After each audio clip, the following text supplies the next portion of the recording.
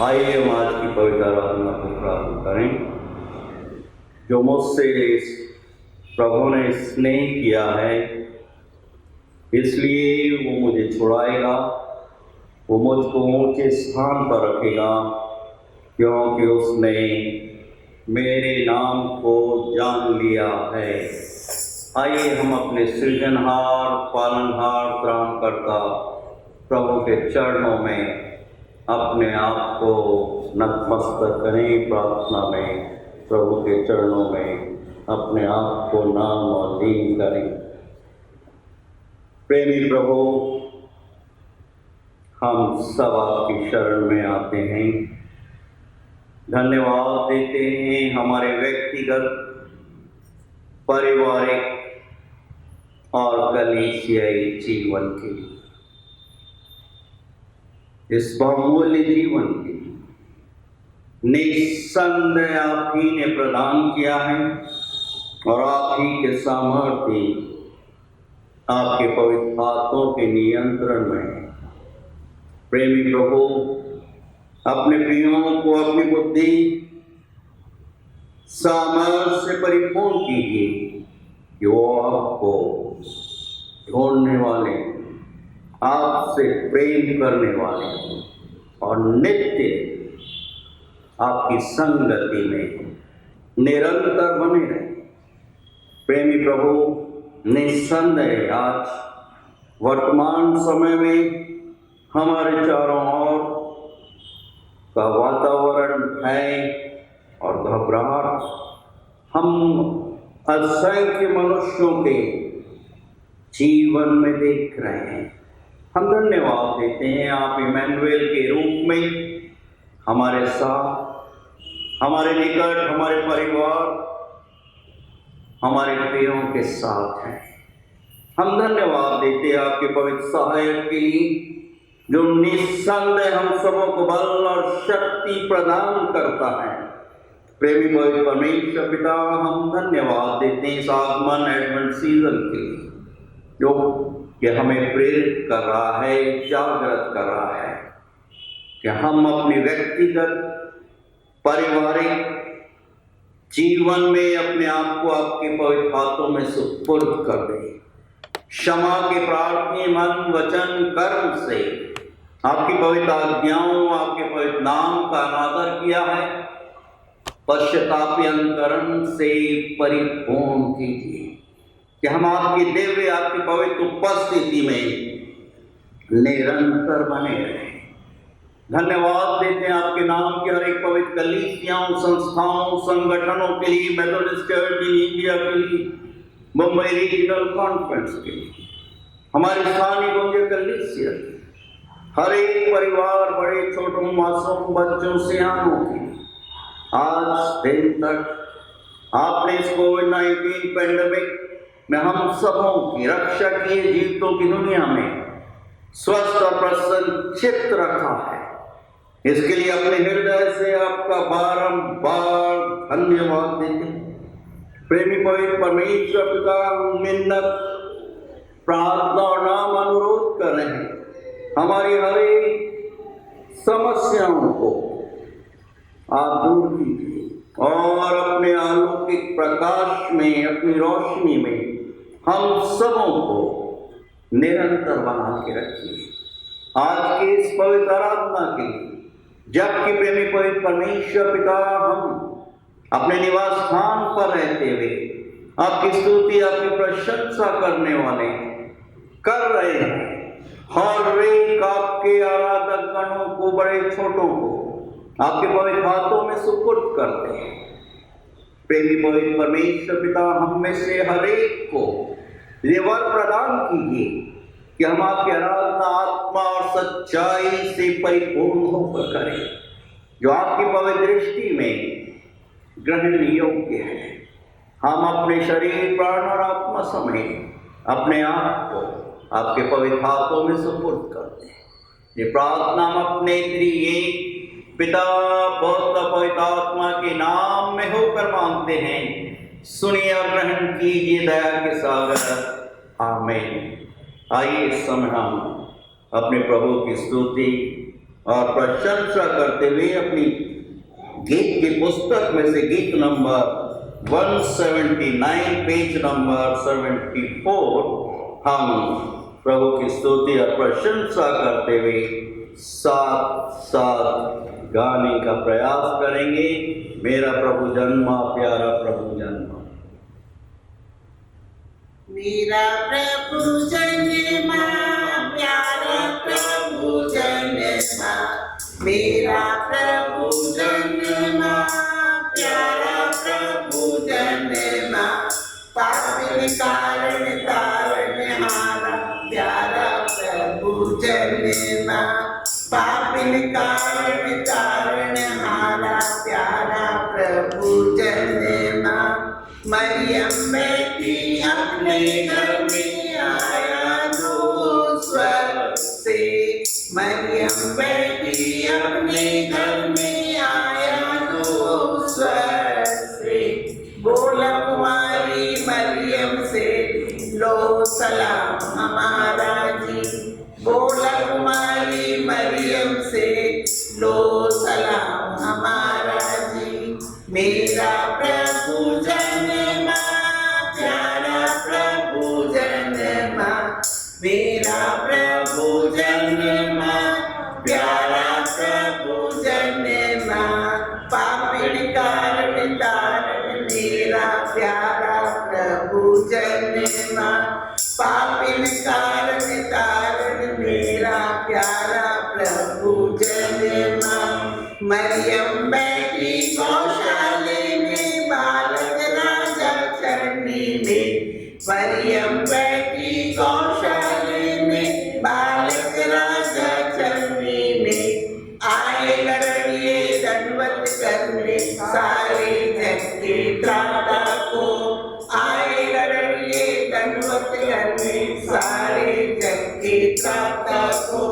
मेरा प्रभु जन्मा, प्यारा प्रभु जन्मा, मेरा प्रभु जन्मा, प्यारा प्रभु जन्मा, पापिन कारण तारण मेरा प्यारा प्रभु जन्मा, पापिन कारण तारण मेरा प्यारा प्रभु जन्मा। आगे आगे तारा, पीछे पीछे पंडित लोग, आगे आगे तारा, पीछे पीछे पंडित लोग, सोना मुरलो पान चढ़ाकर गाते उसकी महिमा जी, सोना मुरलो पान चढ़ाकर गाते उसकी महिमा जी।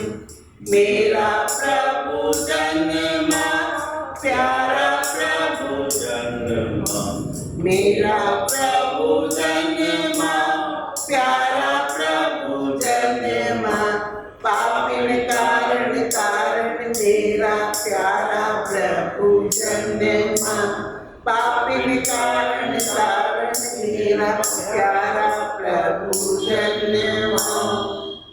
आइए इस समय हम प्रभु का धन्यवाद देते हुए और अपने विश्वास का प्रकटीकरण करते हुए हम सब मिलकर प्रेतों के विश्वास को साथ साथ बोलेंगे। मैं विश्वास करता हूँ सर्वशक्तिमान परमेश्वर पिता पर, जो स्वर्ग और पृथ्वी का सृजनहार है, और उसके इकलौते पुत्र हमारे प्रभु यीशु मसीह पर, जो पवित्र आत्मा से देहधारी होकर मरियम नाम कुमारी से उत्पन्न हुआ, पैंतुस पिलातुस के राज में दुख उठाया, क्रूस पर चढ़ाया गया, मर गया और गाड़ा गया, तीसरे दिन मृतकों में से जी उठा, स्वर्ग पर चढ़ गया और सर्वशक्तिमान ईश्वर पिता के दाहिने हाथ जा बैठा, जहां से वो जीवितों और मृतों का न्याय करने को फिर आएगा। मैं विश्वास करता हूँ पवित्र आत्मा पर, प्रचलित पवित्र कलीसिया पर, पवित्र लोगों की संगति, पापों की क्षमा, देह के जी उठने और अनंत जीवन पर। आमीन। आइए इस समय हम सागमन पर्व पर प्रभु का धन्यवाद देते हुए आज का पवित्र भाग जो हम सबों के आत्मिक जीवन के उत्थान के लिए प्रभु ने रख छोड़ा है। पास्टर मोनिका है हमारे समक्ष पढ़ेंगी, जो कि मत्ती रचित सुसमाचार की पुस्तक उसका 25 अध्याय पहले पद से लेकर 13 पद में पाया जाता है।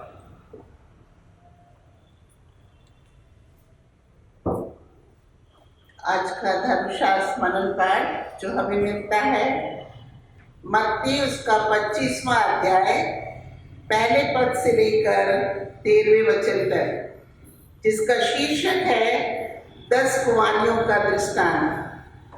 स्वर्ग का राज उन 10 कुंवारियों के समान होगा जो अपनी मशालें लेकर दूल्हे से भेंट करने को निकली।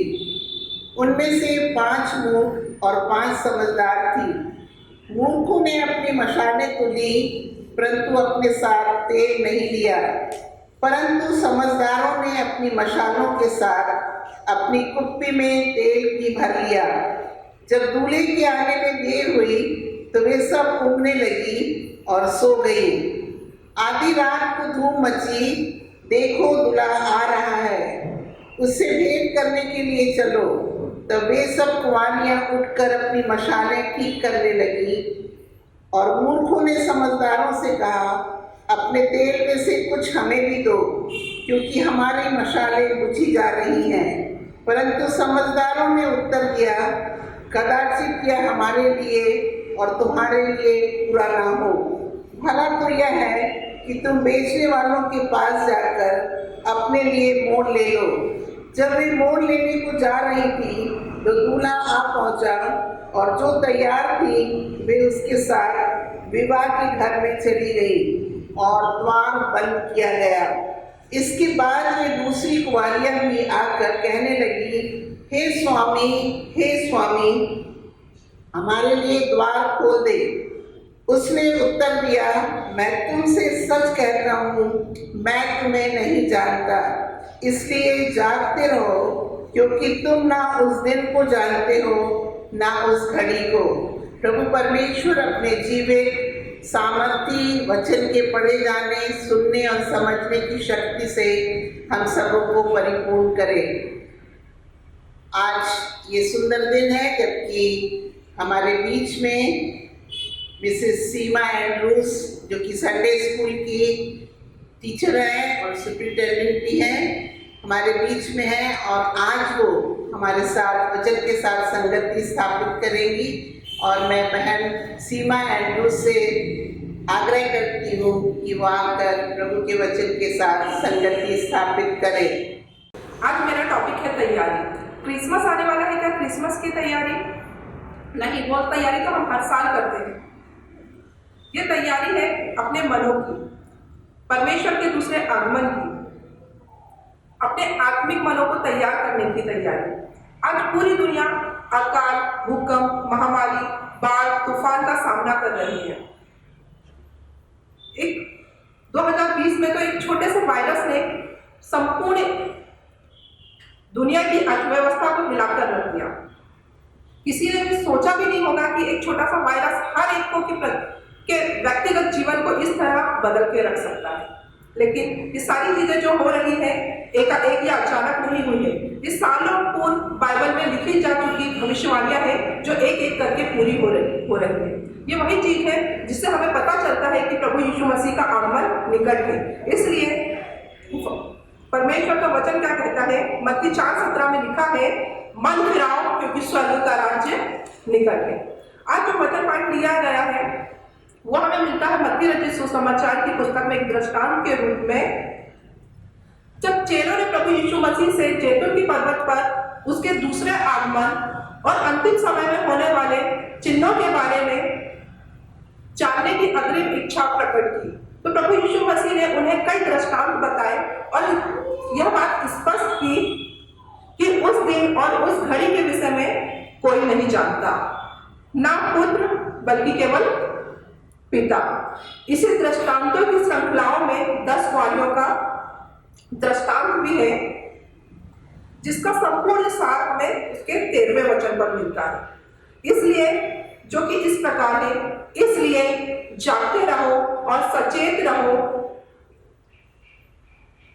क्योंकि तुम ना उस दिन को जानते हो और ना उस घड़ी को। यीशु मसीह के दूसरे आगमन की बात तो पक्की है, ये तो होना तय है, पर हमारे जीवन के लिए यह बात प्रमुख है कि हम उसके दूसरे आगमन के लिए कितने तैयार हैं। क्या हमने अपने मनों की तैयारी को कर रखा है? दसों की दसों कुंवारियां, जैसे कि वचन में लिखा है, दसों की दसों कुंवारियां उस दूल्हे के लिए तैयार थी और हर एक तरीके से उन्होंने अपनी तैयारी को कर रखा था। उन दसों कुंवारियां उस समय अपने दूल्हे का इंतजार कर रही थी। किसी को नहीं पता था कि उसमें से मूर्ख कौन थी और बुद्धिमान कौन थी। बुद्धिमान वह व्यक्ति है जो आने वाले समय के लिए तैयार रहता है। बुद्धिमान वह व्यक्ति है जो परमेश्वर की बातों को सुनकर अपना घर चट्टान पर बनाता है। बुद्धिमान वह व्यक्ति है जिसके पास सही और गलत का ज्ञान है। बुद्धिमान वह व्यक्ति है जिसके पास परमेश्वर की रोशनी है, परमेश्वर का वचन है, परमेश्वर का विश्वास है। कुछ लोग ऐसे जीवन जीते हैं जैसे वो लोग उनको मरना ही नहीं है, लेकिन कुछ लोग जीवन ऐसे जीते हैं जैसे उन्हें पता है कि एक दिन न्याय का दिन है और एक दिन उनका न्याय किया जाएगा और वो परमेश्वर के सम्मुख उपस्थित होंगे। आज प्रभु चाहते हैं कि हम उसके वचनों को सुन ले, कोई भी उसके वचनों से वंचित न रहे, क्योंकि एक दिन आएगा, एक समय आएगा जब द्वार बंद किया जाएगा। आज समय है मेरे प्रिय भाइयों और बहनों कि द्वार खुला है कि हम उसमें प्रवेश करने के लिए हम अपने आप को तैयार कर लें, लेकिन एक समय आएगा जब द्वार बंद किया जाएगा और हम खटखटाएंगे और प्रभु कहेगा और हम हे प्रभु कहेंगे और प्रभु कहेगा मैं तुम्हें नहीं जानता। मूर्ख व्यक्ति वह व्यक्ति है जिसके पास परमेश्वर का वचन नहीं है, जिसके पास सही और गलत का ज्ञान नहीं है, जिसके पास परमेश्वर का विश्वास नहीं है, जिसके पास परमेश्वर की सुंदर उपस्थिति नहीं है। वचन में 5 मूर्ख थी और 5 समझदार। जब दूल्हे के आने में देर थी तो दसों की दसों कुंवारियां सो गई थी। यहाँ पे किसी को नहीं पता था उसमें 5 समझदार कौन है और 5 मूर्ख कौन है। ये दृष्टांत है एक असली विश्वासी का और एक नामधारी विश्वासी का। यह दृष्टांत है सही का और गलत का। यह दृष्टांत है दिखावे के विश्वासी का, रियल विश्वासी का।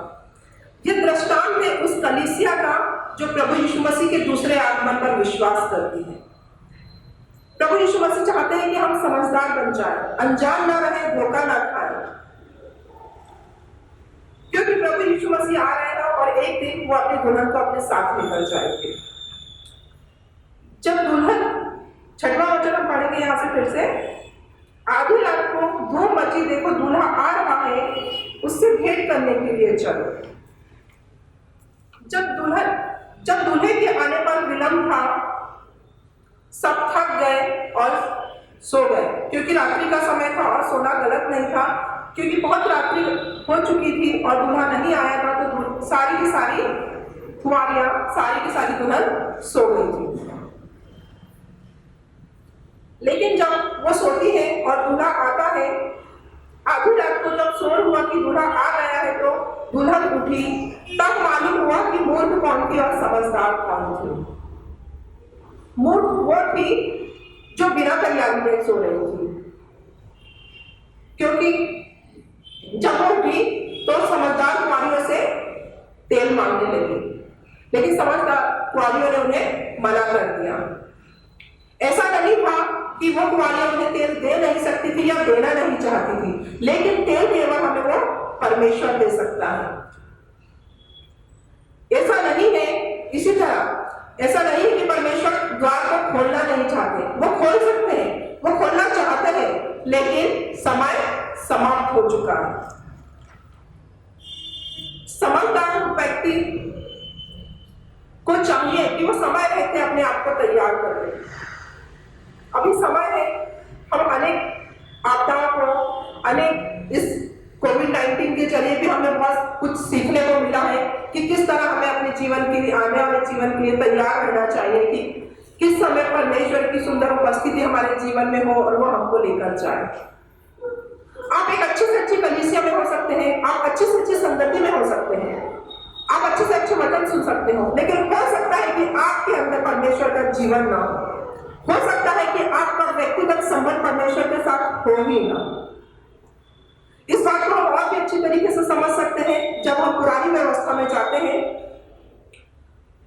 सामुएल की पुस्तक में उस समय परमेश्वर के लिए मंदिर बनाया जाता था। मंदिर के 3 भाग होते थे। जो सबसे अंदर का भाग होता था वो होता था परमेश्वर का, उसका बाहरी भाग जो होता था वो महायाजकों का यानी कि याजक का, उसके बाहरी वाला भाग होता था अन्य लोगों का, मतलब कि कलीसियाओं का।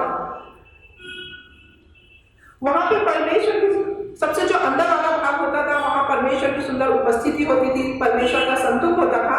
परमेश्वर की आज्ञा थी कि जो वेदी पर बलिदान चढ़ाए जाते हैं, जो वेदी से एक आग गिरती है उससे एक दीपक जलाया जाए, उस दीपक में जैतून का तेल डाला जाता था और परमेश्वर की आज्ञा थी कि 24 घंटे दिन रात वो दीपक जलता रहे। उस समय एक याजक था, उस महायाजक, उसका नाम था एली। उसके पुत्र जो थे वो गलत काम करने लगे थे। जो बलिदान होता था उसमें पहला हिस्सा होता था परमेश्वर का, मतलब कि जो बलिदान उसमें चढ़ाए जाते थे उसमें जो चर्बी होती थी उसको वेदी पर लाके जलाया जाता था, मतलब कि वो पहला हिस्सा किसका? परमेश्वर का होता था। और दूसरा हिस्सा होता था याजक का और तीसरा बलिदान चढ़ाने वाले या बलिदान का लाने वाले का। लेकिन यहाँ पे एली के पुत्र क्या करते थे? जो बलिदान चढ़ाया जाता था उसको उबाल के सारी चर्बी अपने लिए रख लेते थे। इस तरह वो परमेश्वर का पहला हिस्सा खाने लगे थे। इस तरह वो परमेश्वर की उस पवित्र वेदी को अपवित्र करने लगे थे। इस तरह बलिदान लाने वालों को यह देखकर एली के पुत्रों से घृणा होने लगी थी। इस तरह एली के पुत्रों ने परमेश्वर की वेदी को अपवित्र किया। एक विश्वासी का जीवन भी कैसा होना चाहिए? पवित्र। एक दुल्हन का जीवन कैसा होना चाहिए? पवित्र। एक दुल्हन का काम है कि वो अपने आप को पवित्र कर रखे ताकि वो जब दूल्हा आए तो उसको अपने साथ लेकर जा सके। जब हम ऑफरिंग लाते हैं तो हमें अपनी कमाई का वो पहला हिस्सा परमेश्वर के लिए अलग करके रख लेना है। परमेश्वर पहला स्थान चाहता है, पहला हिस्सा चाहता है, वो आपका बचा हुआ नहीं चाहता। कभी कभी हम भी निरंतर अपने बलिदानों को अपनी वेदी पर चढ़ाते हैं जिससे कि वेदी अपवित्र होने लगती है, क्योंकि हम पहला हिस्सा परमेश्वर को नहीं चढ़ाते बल्कि हम अपना बचा हुआ लाकर चढ़ाते हैं। इस तरह हमारे द्वारा भी हमारी पवित्र वेदी अपवित्र होने लगती है। इस तरह एली के पुत्रों ने पहला काम पवित्र वेदी को अपवित्र करने का किया। उन्होंने इसी तरह दूसरा काम क्या किया था? जो मंदिर में औरतें आती थी उनके साथ उन्होंने व्यभिचार किया। एली के पुत्रों का दूसरा काम था मंदिर को अपवित्र करने का। जब पवित्र आत्मा हम पर आता है तो हम क्या हो जाते हैं? एक पवित्र आत्मा का मंदिर बन जाते हैं। और जब हम पवित्र आत्मा का मंदिर है तो हमारा काम क्या है? कि हम अपने आप को पवित्र रखें ताकि सच में जब दूल्हा आए तो अपनी दुल्हन को साथ लेकर जा सके। बाइबल कहती है जब एली बूढ़ा हो गया था तो उसकी आंखें धुंधली हो गई थी। धुंधली हो गई मतलब उसका दिखाई कम देने लगा, उसे उसके जीवन से वो दर्शन चला गया, वो ज्योति चली गई। बाइबल क्या कहती है? आंखें शरीर की ज्योति है। और जब वो शरीर में हमारी ज्योति ही नहीं रहेगी तो हमारा संपूर्ण जीवन कैसा हो जाएगा? अगर हमारे शरीर में हमारी आंखें नहीं रहेंगी तो क्या होगा? हमारा संपूर्ण जीवन अंधकारमय हो जाएगा। इसी तरह धीरे धीरे एली के जीवन से परमेश्वर की उपस्थिति, परमेश्वर का दर्शन चला गया था, क्योंकि उन्होंने वो सच्चे बलिदान को छीन लिए थे। और उनके धीरे धीरे इसी तरह हमारे जीवन से परमेश्वर की उपस्थिति, परमेश्वर का दर्शन, परमेश्वर की ज्योति भी हमारे जीवन से चली जाती है, क्योंकि उस सच्चे बलिदान को हम परमेश्वर से छीन लेते। बाइबल हमें बताती है जब ऐसा हुआ तो फिलिस्तीन ने इजराइल के ऊपर आक्रमण किया और जो संदूक वहां पर रखा था उसे वो लेकर चले गए जहां पे परमेश्वर की उपस्थिति होती थी। इस तरह चौथा काम, जैसे कि परमेश्वर की सुंदर उपस्थिति उस मंदिर से अपने जीवन से उनके जीवन से चली गई। इस तरह 4 काम जो एली के पुत्रों ने किया था, वेदी को अपवित्र किया, मंदिर को अपवित्र किया, उनके जीवन से सच्चे बलिदान चले गए, परमेश्वर का दर्शन चला गया और धीरे धीरे परमेश्वर की सुंदर उपस्थिति उनके जीवन से चली गई। 10 कुंवारियों के समान 10 कुंवारियों के समान बुलाए हुए तो बहुत है पर चुने हुए थोड़े। परमेश्वर की बातों पर मनन करना, ध्यान करना, हमेशा निरंतर प्रार्थना करना, दुआ करना काफी नहीं है, लेकिन परमेश्वर की उस वाणी को पहचानना भी बहुत जरूरी है। मत्ती में यूहन्ना की पुस्तक में हम देखते हैं उसके 4 अध्याय में कि उस सामरी स्त्री के सारे रहस्यों को परमेश्वर ने कैसे सबके सामने खोल कर रख दिया। परमेश्वर की वाणी को उस सामरी स्थिति ने पहचान लिया, क्योंकि जो गलत काम उसने किए थे केवल वो जानती थी और परमेश्वर भी था और दूसरा नहीं, लेकिन वो परमेश्वर की आवाज को पहचान गई। उसने जान लिया कि यही उद्धार करता परमेश्वर पिता है। इसी तरह पतरस तथा अन्य लोग भी परमेश्वर की बातों के माध्यम से, प्रभु यीशु मसीह की बातों के माध्यम से परमेश्वर की वाणी को पहचानने में सक्षम हो गए थे। कई लोग आए प्रभु में, उनके अंदर प्रभु की उपस्थिति थी, उनके अंदर प्रभु की ज्योति थी, उनके अंदर प्रभु का तेल था, उनके अंदर प्रभु का आत्मा था, लेकिन वो 10 कुंवारियों के समान, उसमें से 5 मूर्ख कुंवारियों के समान उन्होंने उस तेल को अपने अंदर अपने जीवन में बनाकर नहीं रखा। आज प्रभु पूछ रहे हैं, क्या आपके अंदर वो तेल है? क्या आपके अंदर वो जीवन है? एक दिन आएगा तुम तेल खोजने बाहर जाओगे, प्रभु जब तक वो तैयार 5 कुंवारियों को लेकर चला जाएगा। आज प्रभु पूछ रहा है, क्या तुम्हारे दिए में तेल है? क्या आप उसके साथ जीवन जी रहे हैं? क्या आप उसके सच्चे विश्वासी हैं? आज तो समय है, क्या पता कल द्वार बंद हो जाए। एक दिन आएगा और दूल्हा अपनी दुल्हन को लेकर चला जाएगा। सारे झूठे विश्वासी, सारे पॉलिटिशियन, सारे अमीर, सारे पढ़े लिखे लोग, आपका पोस्ट, आपकी पढ़ाई, आपका होगा किसी भी काम नहीं आने वाला है। सिर्फ एक आवाज परमेश्वर की ओर से आएगी, क्या आपके दिए में तेल है? और एक दिए को जलते रहने के लिए क्या जरूरी है? उसमें तेल का बना रहना, उसमें परमेश्वर की सुंदर उपस्थिति का बना रहना। हाँ, जरूरी है कि हम परमेश्वर के साथ अपनी सहभागिता स्थापित करते रहें, उसके साथ आगे बढ़े, उसके साथ जीवन को व्यतीत करें। धीरे धीरे वो अपने अभिषेक से, अपनी सामर्थ से, अपने तेल से वो आपके जीवन को भर देगा।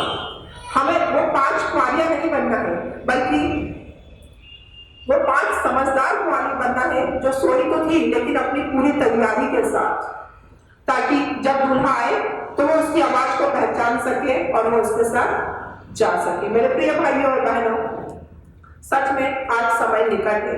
हमने 2020 में इस छोटे से वायरस के द्वारा देख लिए कि किस किस समस्याओं का और किस परिस्थितियों का सामना हमें करना पड़ रहा है, और ये सारी बातें जो हो रही है सचमुच बाइबल में कई सालों पहले लिखी जा चुकी है, और हमें अब सच में अपने मनों को तैयार करना है। इस क्रिसमस ना केवल हम बाहरी तैयारी की ओर मन लगाएं, बल्कि अपने आत्मिक रूप से हम आगे बढ़ते जाएं, तैयार होते जाएं, अपने परिवार को दृढ़ करते जाएं, ताकि वो हर एक समस्याओं का सामना दृढ़ता के साथ कर सके, और हर एक बातों में वो जब आप आए तो हम अपना क्रूस उठाकर आपके पीछे चलने वाले हो सके। धन्यवाद। ईश्वर का हम धन्यवाद देते हैं कि उसने हमें अपने प्रकाश से आलोकित किया है और वचन स्मरण दिला रहा है, प्रेरित कर रहा है मन पर में कि मैंने तेरे वचन को अपने हृदय में रख छोड़ा है कि तेरे विरुद्ध, प्रभु के विरुद्ध पाप ना करूं। और वचन बहुत ही सहज, स्पष्ट, एक परिवर्तित मनुष्य पौलुस प्रेरित हमें स्मरण दिला रहे हैं। पहले कुरिन्थियों की पत्री उसके 6 अध्याय और 17 पद में जो प्रभु की संगति में रहता है वो उसके साथ एक आत्मा हो जाता है। और आज आवश्यकता है, जैसे सीमा ने वचन के द्वारा हमें संबोधित किया, प्रभु हमें आमंत्रित करें कि हम इमैनुएल के साथ नित्य संगति बनाकर रखें और उसकी सामर्थ्य से परिपूर्ण हो जाएं। आइए हम अपने से प्रार्थना में प्रभु के चरणों में नतमस्तक करें।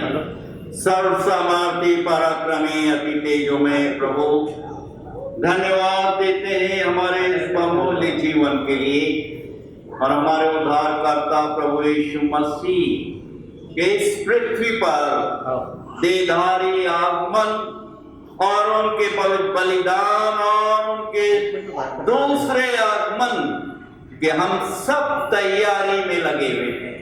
प्रेमी पवित्र परमेश्वर पिता, हम में से हर एक को पश्चातापी अंतकरण से परिपूर्ण कीजिए।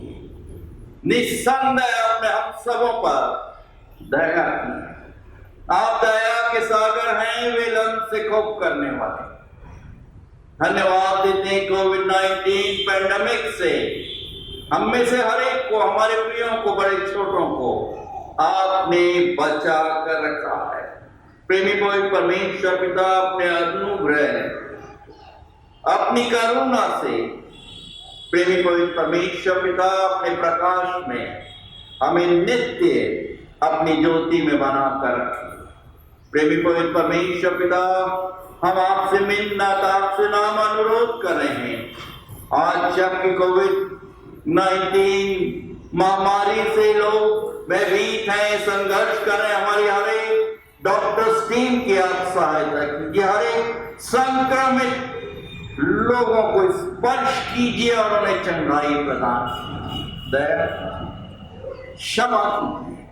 हर एक मेडिकेशन पर आपका स्पर्श, हम धन्यवाद देते हैं आपके नाम के हर एक पवित्र कलीसिया और विभिन्न संस्थाओं संगठनों के लिए, Methodist church in India, Mumbai regional conference, सानी गोंदिया कलीसिया, हर एक छोटे बड़े परिवारों के लिए, जवानों के लिए, मासूम बच्चों, सियानों के लिए, हर एक को स्पर्श कीजिए और अपने दिव्य ज्योति के प्रकाश में हर एक के जीवन को आलोकित और प्रकाशित कीजिए।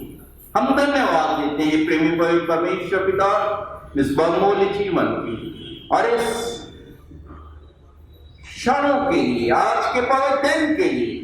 और इस समय हम अपने देश को स्मरण करते हुए हमारे शासकगणों के लिए, महाराष्ट्र प्रांत के लिए, विभिन्न प्रांतों के लिए और विशेष रूप से हमारे हर एक प्रिय किसान भाइयों और बहनों के लिए, आज जबकि वो हमारे लिए संघर्ष कर रहे हैं, आप उनके संघर्ष में उन्हें सफलता प्रदान कीजिए। दया कीजिए हमारे देश पर। प्रेमी पवित्र परमेश्वर पिता, सहायता कीजिए कि आपसी प्रेम के बंधन में अपने हर एक बेटे और बेटियों को आप बांध कर रखिए, क्योंकि आप प्रेम के सागर हैं। प्रेमी पवित्र परमेश्वर पिता, आपसे मिलना, आपसे नाम अनुरोध कर रहे हैं। प्रेमी पवित्र परमेश्वर पिता, कलीसिया के हर एक बीमारों को स्पर्श कीजिए, चंगाई प्रदान कीजिए। काम करने वालों के काम में हर एक को आशीर्वादित कीजिए। जो बेरोजगार हैं उन्हें रोजगार प्रदान कीजिए। अपने आशिकन को प्रकट कीजिए, दया कीजिए। हर एक जवानों के लिए प्रेमी पवित्र परमेश्वर पिता जो आपसे दूर हैं, प्रेमी पवित्र परमेश्वर पिता उन्हें भी स्पर्श कीजिए कि वो लौट कर आपके पास आ और अपने व्यक्तिगत, अपने पारिवारिक, कलीसियाई जीवन में आपको अपने उद्धारकर्ता के रूप में ग्रहण करने वाले हर एक पढ़ने वाले बच्चों की सहायता कीजिए ऑनलाइन के द्वारा, जबकि प्रेमी पवित्र परमेश्वर पिता अध्ययन कर रहे हैं, सहायता कीजिए। हर एक हमारे ऑनलाइन के आराधकों के लिए हम प्रार्थना मांगते हैं, जबकि वचन के द्वारा संगति कर रहे हैं। प्रेमी पवित्र परमेश्वर पिता हर एक परिवारों को नाम बनाम आशीर्वादित कीजिए, सहायता कीजिए, रक्षा कीजिए, अगुवाई कीजिए। हर एक अनुदानकर्ताओं के लिए जो कि ऑनलाइन के द्वारा मेथोडिस्ट चर्च के अकाउंट में अपनी भेंटें अर्पित कर रहे हैं, हर एक को अपने प्रियों को विशेष रूप से आशीर्वादित कीजिए और जिन्होंने अपनी मुट्ठियों को बंद करके रखा है उन्हें भी प्रेरित जागृत कि वो सिर्फ नामधारी नहीं परंतु अपने काम के द्वारा, अपने विश्वास के द्वारा आपके पराक्रम या आपके पवित्र नाम को ऊंचा उठाने वाले और प्रतिफल में आपके आशीषों को अपने व्यक्तिगत जीवन में आमंत्रित करने वाले। आज की संपूर्ण आराधना के लिए हम आपका धन्यवाद देते। प्रेमी पवित्र परमेश्वर पिता इस आगमन पर्व की सार्थकता को आपने प्रकट किया अपने वचनों के द्वारा कि हम नित्य प्रार्थना करते हुए जागते हुए प्रेमी पवित्र परमेश्वर पिता हम आपके दोबारा आगमन का इंतजार करते हैं। ऐसी समझ से अलौकिक शक्ति और देव विश्वास से हम में से हर एक को भौतिक रूप से परिपूर्ण कीजिए। आपके सामर्थी जीवित और पवित्र नाम में होकर हम सब आपसे इस प्रकार से विभिन्नता प्रार्थना मांगते हैं। ऐ हमारे पिता आप जो कि स्वर्ग में है, आपका नाम पवित्र माना जाए, आपका राज्य आए, आपकी इच्छा जैसे स्वर्ग में पूरी होती है वैसे इस पृथ्वी पर पूरी हो। हमारे दिन प्रतिदिन की रोटी आज हमें दीजिए और जैसे हम अपने अपराधियों को क्षमा करते हैं वैसे हमारे अपराधों को क्षमा कीजिए और हमें परीक्षा में मत डालिए परंतु बुराई से बचाइए, क्योंकि राज पराक्रम और महिमा सदा आप ही का है। आमीन।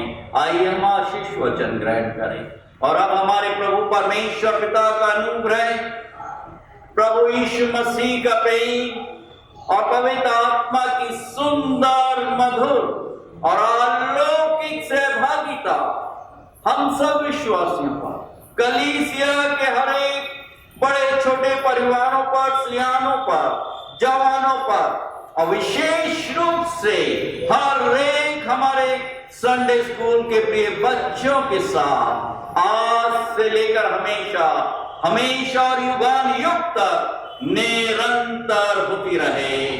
आमीन। आमीन। मुझ में